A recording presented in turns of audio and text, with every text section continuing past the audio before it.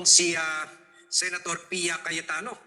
Posible either masuspend siya or matanggal siya sa pwesto bilang senador dahil ang senador na parati nilang inaaway sa session floor, ang senador parati nilang nakikipagbanggaan at nakikipagdebate, pero panalo pa rin kahit hindi lawyer.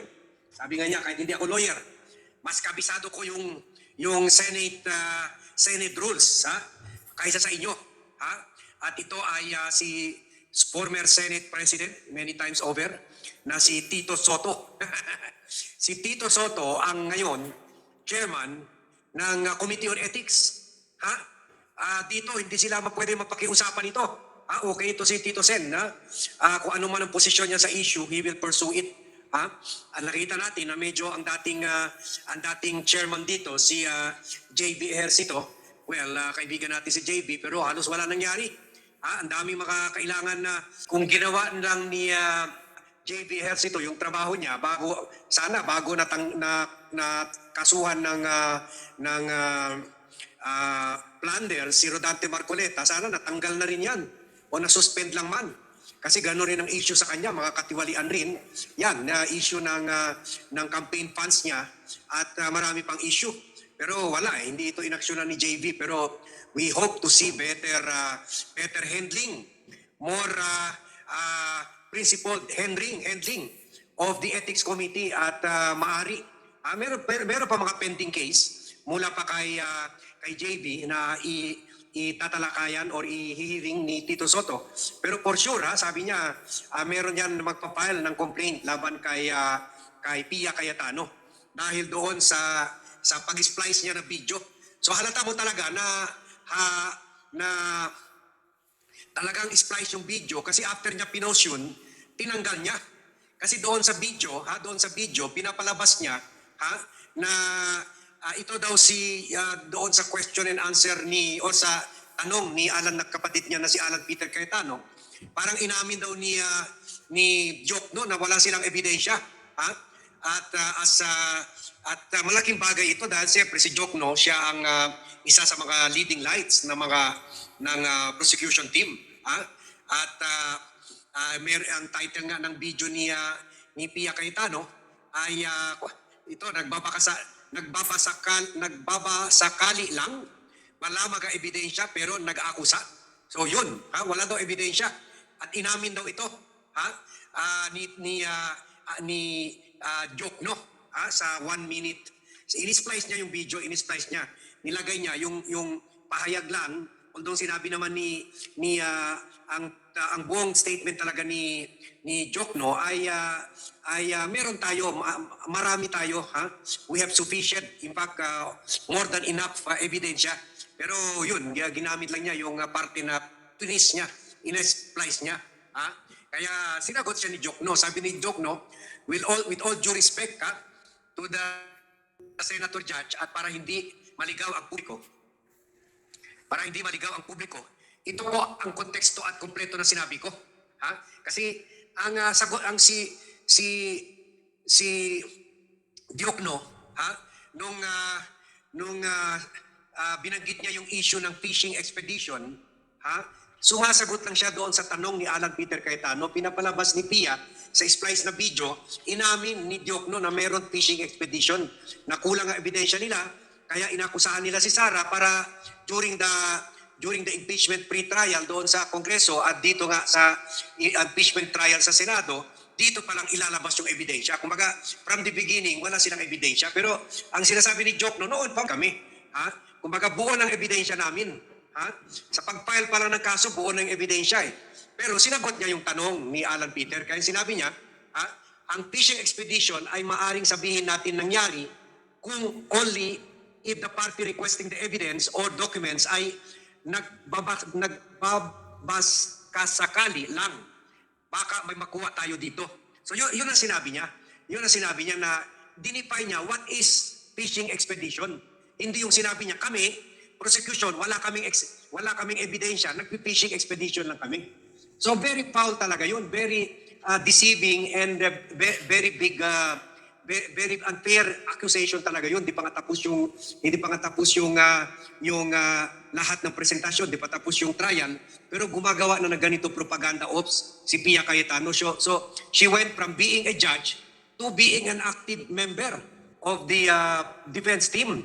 Kasi lahat ng sinasabi ng defense team, ganon ang pinapalabas ni Pia Cayetano sa express video niya. So kumbaga dito, pwede liable talaga siya for either suspension by the Blue Ribbon Committee, suspension of 60 days, or pwede na talaga siya matanggal bilang senador, bilang senador. Pwede siya ma-remove, she can be removed. Pwede siya ma-expel sa Senado by 16 votes. Alam naman natin na kahit paano may control ngayon. Kung may bumaliktad pa sa kampo ng mga DDS, tanggal ito si Pia Cayetano. So ang sabi ni Jokno, ina-explain ko lang, hindi ko sinasabi na meron fishing expedition. Kaya sabi ni Jokno, linawin ko po, hindi tayo nagbabakasakali lang. May probable cause o sapat na dahilan na nakita sa mga record ng Anti-Money Laundering Council tungkol sa bilyon-bilyon dumaan sa accounts ng BP at kanyang asawa. So sabi ni Jokno, hindi kami pumunta sa Senado para mag-fishing expedition. Doon pa lang sa House, nag-testify ng AMLAC na meron 6.7 billion na bank transaction sa mga Duterte. Samantala, less than 100 million lang ang SALN dineclare ni Sara for year 2025. Dagdag pa ni Jokno, hiningi natin ang bank records para makita kung tama ito sa sinabi ng AMLAC reports. Tandaan, ang bank records ay maaari lang mailabas kapag may utos o supena mula sa korte. Ibig sabihin, kung nabuksan ng Kamara ang mismong bank records bago ang trial, paglabag yan sa karapatan at due process ni VP Sara Duterte. Yon. So, sinasabi niya, umabot sila sa Senado pero malakas ang ebidensya nila kasi mayroon na sila AMLAC finding.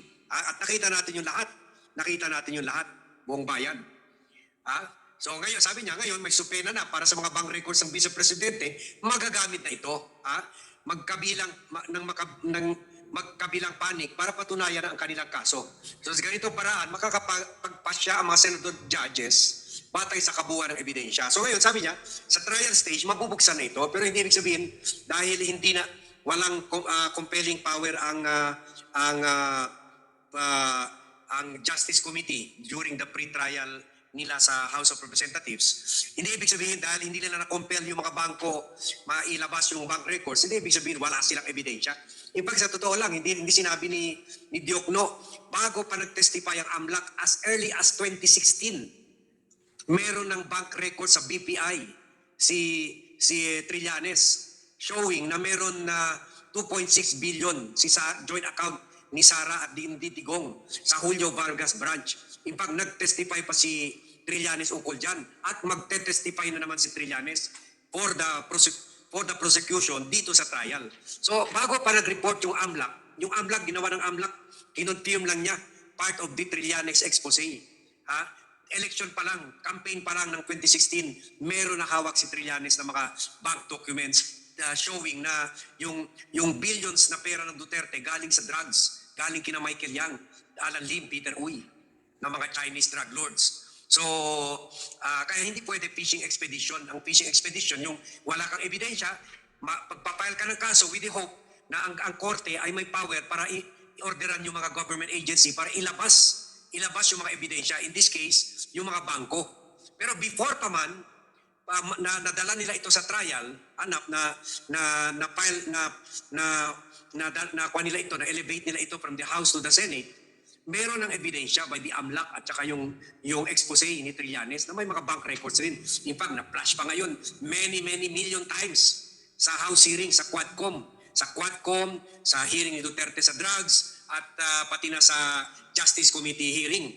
Pabalik-balik na nga doon si Trillanes. So, pero ito si Pia, napaka-malicious, pasok talaga sa ethics complaint. Guilty talaga sa ethics complaint kasi ginamit niya yung video mismo ng hearing at iniba niya yung meaning na inamin ni Jokno na wala silang ebidensya. Napaka-foul nun. Hindi lang yung conflict of interest, kundi very unethical as a senator, as a judge. Pwede pa nga siya ma-disbar Kasi very unethical as a lawyer. So sabi naman ni Tito Soto, lagot kayo kay Tito Sen. Ha? Sabi naman ni Tito Sen, iimbestigahan nila ito. At sa tingin niya, meron na siguro bumulong sa kanya na i-kwan ito, ha? Meron magpa-file ng impeachment complaint. Siguro baka grupo na rin nila Jokno. Kasi medyo insulto ito kay Jokno, ha? Na ginawa niya ito kay Jokno. Ha? So yan, so panoorin natin itong pahayag ni Tito Sen ukol dyan. But how will you be dealing with all of these, SP, with the impeachment and the budget and everything? It's part of the job. Sinupa namin ko. So, we must do it. Will it be better kung mabilis lang matapos yung impeachment ni VP Sara para kung makapokus na kayo? Lahat ng bagay mas mabuting release. Whether it's the impeachment trial or the sessions of the Senate or the legislation, priority legislation. Lahat siyempre mas mabuting mas mabilis. Oo, pero kakaya, Of course, release, pero hindi mapapabaya ang mga laman. hindi nyo kaya nyo gawin yung priority na sinabi ni SP Win with the impeachment pa on the term. We have to do our best. Not only do our best. Until what time mga sessions kaya SP? Depende. Kaya namin pinalitan relocation. Oo, bakit nga? Muna namin ang impeachment. Para may patok. Kasi pag walang patok, masyadong marami na tapos yung session, hindi mali. Madali kami mag-adjust sa session. Maba, pwede ma-extend. Pero hindi mo sa ako may pero pag naging mas maarap ko yung mas pwede. Pag dahil session yun, Okay. So what do you want from the Senate? Ano yung gusto nyo marinig from the Senate? ay muna natin. Pakinggan muna natin kung ano tayo kapag So any comment lang din sa pinos ni Senator Pia? Actually, I'd rather not comment on any of that because I'm now the chairman of the Committee on Ethics. I'll just say the benefits. Pero pwedeng may mag-file sa inyo, sir? Probably. There are pending complaints. So, binana ko yun, Senator Tejas, baby. So, I plan for a hearing very soon. May kung ano ba sa... O yan. O, sa tingin niya, meron talaga, sa tingin niya, sabi niya, probably, sa tingin niya, so siguro may nagbulong na sa kanya na may magpa-file ng ethics complaint. Kaya, nakita niyo naman yung pagbakan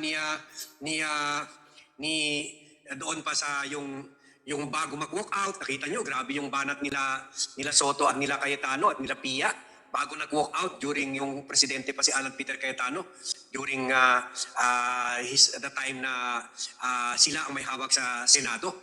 At nakita niyo recently rin yung dito sa issue na hinaharas daw ang mga senador ni Melvin Matibag, si Soto rin sa kumontra sa mga kasi minaliit nila Pia yung hindi daw lawyer. Si Erwin Tulfo na nag-move na hindi dapat inihayag dito yung makagalit sa mundo na doon nyo lang gawin yan sa mga vlogs nyo, sa mga online selling nyo. At tumayo si Pia, sabi niya mahirap talaga. Si Alan Peter Cayetano, mahirap talaga makipagdebate sa hindi lawyer. So si Soto ang tumayo at sinabi na hindi ako lawyer, pero alam ko yung rules. Mas alam ko yung rules kaysa sa inyo at dapat i-repair natin ito sa plenary. Pero yun, in short, si Tito Soto, bad trip na rin talaga dito sa Cayetano brother and sister na ito. Kaya delikado yan. Namalas hindi na yung walang kwenta na si JVR Sito ang chairman ng Blue Ribbon. Mabait kasi si JVR Sito eh. Dito kay si Tito Sen, ewan ko kung makakaporma si Pia Cayetano dito. Masyado pa niya ito iniinsulto dahil hindi lawyer. Kaya siguro ngayon baka sasabihin ni Tito Sen, sige, tingnan natin kung anong silbi ng pagka-lawyer mo sa Ethics Committee, itatanggal kita. So under sa Senate rules, pwede i-discipline, i-suspend, or i-expel ang isang senador. Kung meron complaint na file sa kanya at nagawa ng hearing at nabigyan siya ng side para sagutin ang issue.